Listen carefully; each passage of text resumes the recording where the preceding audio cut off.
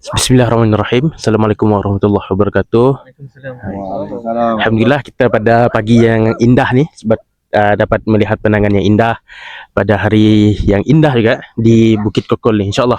Kami daripada kumpulan 9, iaitu tentang pemikiran Ahlus Sunnah wal Jamaah. Baiklah. Okay, tanpa buang masa, pengenalan ringkas lah. Ahlus Sunnah wal Jamaah ni adalah pegangan utama umat Islam yang berpegang kepada Al-Quran. Okey. Itu sunnah Nabi Muhammad sallallahu alaihi wasallam serta kefahaman para sahabat, tabi'in, tabi'in dan ulama mutabar. Okey, seterusnya ia menekankan untuk poin kita pada hari ini, iaitu tentang keseimbangan, yakni wasatiyah. Tidak melampau dan tidak juga terlalu longgar dalam agama. Okey. Nak tanyalah kan korang kan, kenapa Ahlus Sunnah wal Jamaah ni ataupun singkatannya Aswaja penting untuk umat Islam di Malaysia? Okey, Aiman, dapat teruskan? Okay, bismillahirrahmanirrahim. Assalamualaikum warahmatullahi wabarakatuh. Jadi terima kasih kepada saudara Said di atas soalan yang diajukan tadi, iaitu kenapa Ahli Sunnah wal Jamaah ni boleh wujud kan? Apakah asal-usul Ahli Sunnah wal Jamaah ni? Okay, jadi sebenarnya kalau kita nak faham asal-usul Ahli Sunnah wal Jamaah ni, jadi selepas kewafatan Nabi Muhammad sallallahu alaihi wasallam, pada ketika itu kan, umat Islam ni sebenarnya hanya berpegang kepada satu pegangan, iaitu ikut Quran dan Sunnah. Time tu tak ada lagi aliran yang baru kan, macam Khawarij ke, Syiah ke, Mu'tazilah ke. Bahkan Ahli Sunnah wal Jamaah time tu pun masih tiada lagi.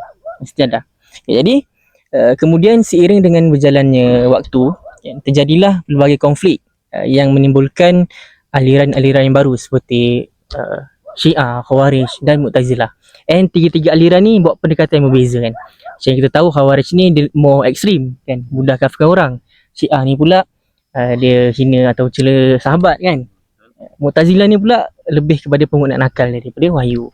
Jadi pada ketika itu muncullah perbezaan pandangan kan, dari segi hukum, akidah, politik kan. Ada yang terlalu keras, ada juga yang terlalu bebas. Jadi bila berlakunya pelbagai aliran yang macam ni kan, ditambah pula dengan umat Islam time tu dah makin berkembang dan luas. Jadi disebabkan bimbang berlakunya kekeliruan, ulama-ulama Islam time tu diorang rasa perlu ada satu pendekatan yang lebih seimbang dan juga stabil. And start dari situlah munculnya Ahli Sunnah wal Jamaah. Okay. Jadi Ahli Sunnah wal Jamaah ni dia kira macam penyelarasan lah. Ambil jalan tengah, dia tak ekstrim macam Khawarij, and dia tak bergantung kepada akal macam Mu'tazilah. Jadi Ahli Sunnah wal Jamaah ni dia bukan muncul sebagai fahaman atau aliran baru pun sebenarnya. Jadi dia lebih kepada penegasan semula pegangan asal Islam. Cuma penggunaan istilah Ahli Sunnah wal Jamaah tu ulama create kemudian sebab nak bezakan diri daripada aliran-aliran yang menyimpangi. Jadi sebab itulah Ahli Sunnah wal Jamaah ni dia still relevan and jadi pegangan majoriti pada umat Islam pada hari ini. Okay, itu saja. Okey, faham tentang artinya kiranya Aswaja ni merupakan apa yang bilang penegasan semula untuk macam pegangan asal Aswaja ke. Okey, faham. Apa lagi kepentingan tentang Aswaja ni? Okey, saudara Dedish. Okey, terima kasih kepada saudara host kita. Okey, saya beritahu mau kata kepentingan Aswaja ni boleh kata kepentingan jugalah. Cuma seperti yang kita tahu, Aswaja ni bermaksud aliran yang berketengahkan atau pertengahan atau sederhana, wasatiyah. So kenapa Aswaja ni dikira wasatiyah? So di sini kita dapat tahu ada 3 prinsip utama yang menandakan Aswaja itu wasatiyah, iaitu yang pertama prinsip tawasud. Tawasud bermaksud sederhana. Okay, dalam Aswaja ini sifatnya tidak terlalu ekstrim, di mana kita hidup ni walaupun betul lah kita beribadah, tapi tidak sepenuhnya hari tu kita beribadah. Ada masa kita kena fokus dengan untuk duniawi. Seperti kita tahu lah kan, kalau terlampau fikir akhirat, kita duniawi kita pun tidak terurus. Terlampau sufi. Macam sufi tidak juga lah. Tapi kita gitulah. Jadi dalam Aswajan kita perlu ada prinsip tasawuf, iaitu bersederhana. Di mana tidak juga terlalu duniawi juga sampai lupa ibadah kita. Yang penting solat fardu kita laksanakan. Okay, itu bermaksud tawasawat. Prinsip kedua pula iaitu i'tidal, iaitu bermaksud adil. Di mana kita meletakkan sesuatu itu kena pada tempatnya. Maksudnya, bila kita jumpa orang ni yang dia buat salah silap, kebetulan manusia mesti silap kan? Betul. Kita jangan terus, "Ui, kau salah. Kau kafir ni," gini. Begitu kan? Apa Begitu. kita bukan jadi bersifat khawarij contohnya. Kita perlulah tegur secara bagus-bagus ataupun nak cepat melabel lah, mungkin manusia cepat lupa juga kan. So itu bermaksud i'tidal, prinsip kedua. Yang terakhir atau yang ketiga bermaksud tasamuh, iaitu toleransi. Toleransi. Di mana dalam aswaja atau ahli sunnah wal jamaah kita berlapang dada dengan perbezaan pandangan, terutama dalam perkara khilafiyah. Contoh yang kita tahu di Malaysia ni, doa kunut. Ada certain negeri dia nak melaksanakan doa kunut subuh. Sebab ialah masih dalam perkara yang khilaf kan. Sama juga macam saya. Woi, saudara Afan juga pun mengamalkan juga kan, mengamalkan doa kunut. Okey. Begitu contohnya. Okey, faham. Jadi walaupun benda tu khilaf, tapi tidak semestinya kita membidakkan terus orang tu. Dia kisahlah doa kunut pun, ataupun paling senang sekarang ni doa kunut ataupun tarawih lah kan. Ada banyak berbeza pendapat beberapa rakaat. So betul-betul bertoleransi lah, atau berlapang dada lah dengan perkara khilaf ni. So tiga-tiga prinsip inilah menjadikan bahawa aswaja tu jalan tengah atau pertengahan atau wasatiyah. Okey, itu sahaja dari saya. Kiranya kita ni kena ada 3 prinsip ni lah untuk betul. mempelajari Ahlussunnah wal Jamaah ni kan.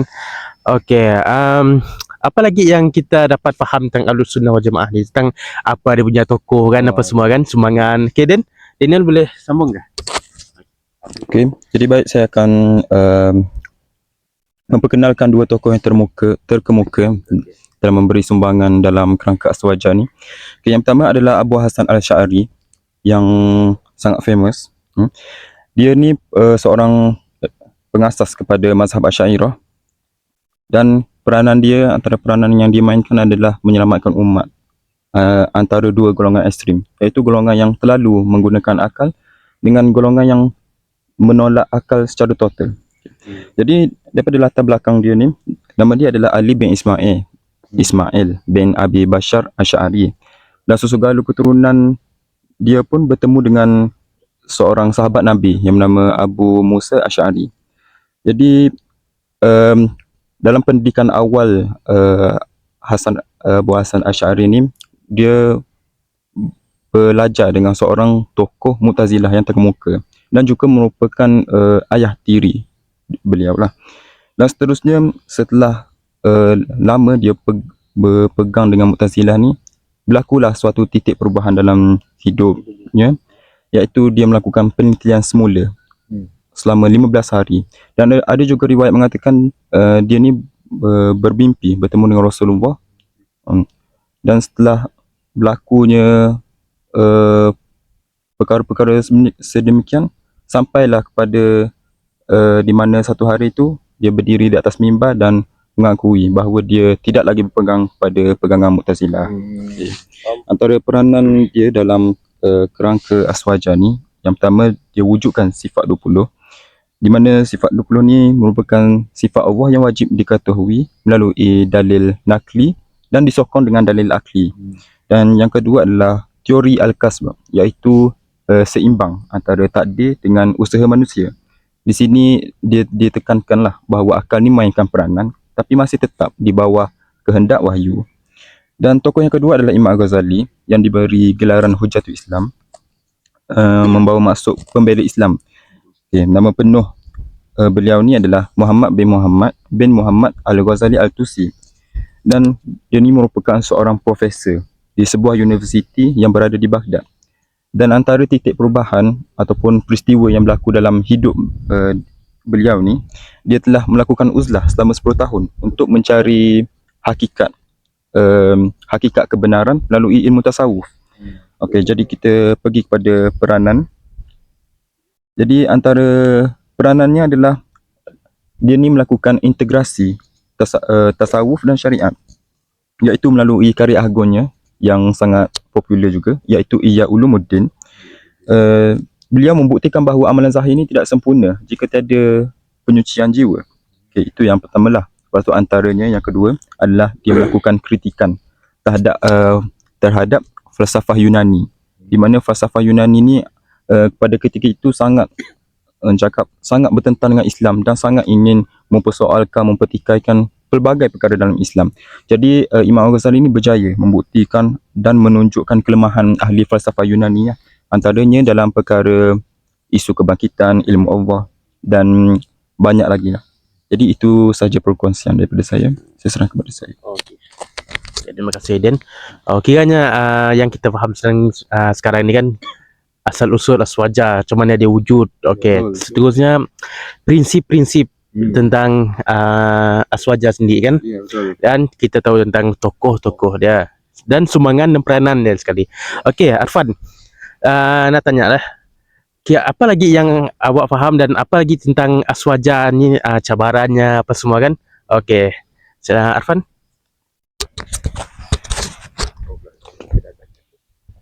Terima kasih Tuan Moderator.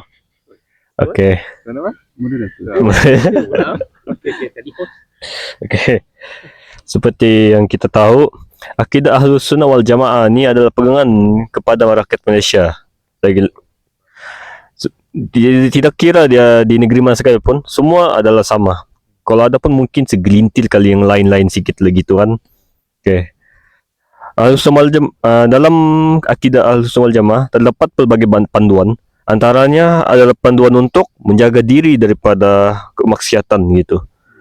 Seperti yang kita tahu pada hari ini, antara cabaran bagi orang Islam di Malaysia ini adalah ideologi luar yang kita tahu dia memang bertentangan dengan Islam dan juga bertentangan dengan akidah itu sendiri. Antara ideologi yang paling parah yang kita hadapi di Malaysia hari ini adalah hedonisme. Tahu apa tu hedonisme? Pernah dengar. Pernah dengar.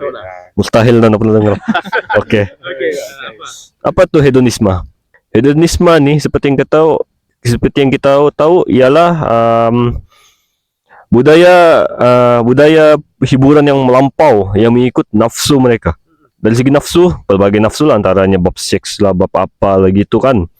Jadi macam mau cakap, perkara ni memang paling membingungkan di Malaysia. Perkara ni kita boleh tengok secara realiti, nak perlu contoh. Memang secara realiti lah, di mana-mana sekalipun, IPTA, bandar, pekan begitu. Even di kampung pun boleh jadi. Ya. Okey. Antara perkara yang berlaku hedonisme ni antaranya bab couple lah yang pertama. Seperti yang kita tahu, couple ni adalah perkara yang awal-awal lagi sudah haram dan ditentang dalam agama. Tapi itulah bila kita tengok ramai pula yang menormalisasikan begitu. Saya pun macam betul sangat ketara. Ada contoh ni. Contoh ni terlampau ramai contoh sebenarnya. Okey. Ya, nak boleh ucap contoh. Okey. Yang kedua itulah ya. Yang kedua adalah budaya-budaya clubbing tanpa jaga ikhtilat lah. Lepas tu ada setengah daripada kalangan kita sendiri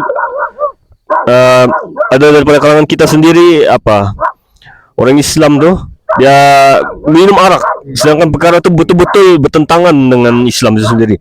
Alasan mereka itu dosa aku sendirilah atau apa-apa begitu. Okey. Seterusnya okey. Apa kepentingan prinsip akidah Ahlus Sunnah wal Jamaah? Antaranya adalah peranan akidah Ahlus Sunnah wal Jamaah adalah untuk mendidik umat bahawa nafsu ni perlu dikawal. Dan kita perlu tunduk kepada wahyu itu sendiri. Sekaligus panduan ini memastikan manusia supaya manusia tidak sampai satu tahap melanggar batas hukum halal dan haram itu sendiri. Untuk terakhirnya saya mohon maaf kerana ada disruption tadi kan. Okey. Memang benda nak boleh dikawal, namanya pun haiwan jadi susah mau cakap. Okey, itu je. Okey. Benda tu normal je. Normal lah. Ya kan? Habis kita pun di alam nature Ya. kan. Jadi Dapat juga nak elak. Okey. ciptaan Tuhan je. Kiranya ada jugalah cabarannya kan terhadap umat Islam yang pada kini lah. Cuma yang membezakannya kita haruslah tahu apa yang hak dan yang batil kan sebenarnya kan. Okey. Okay, saya simpulkan lah terus sebab masa pun mencemburui kan dah mengisin. Oi panas so. Okey. Pegangan Ahlussunnah wal Jamaah ni bukan sekadar tradisi sebenarnya, tapi adalah satu kerangka yang menjaga akidah ibadah dan perpaduan umat Islam masa dulu dan masa sekarang. Okay, dalam konteks Malaysia, ia menjadi asas penting untuk memastikan Islam ni diamalkan secara seimbang, toleransi apa yang dikatakan oleh saudara Danish tadi, dan berautoriti. Baiklah, itu saja daripada kumpulan kami ni. Wabillahi taufiq wal hidayah. Wassalamualaikum warahmatullahi wabarakatuh. Waalaikumsalam.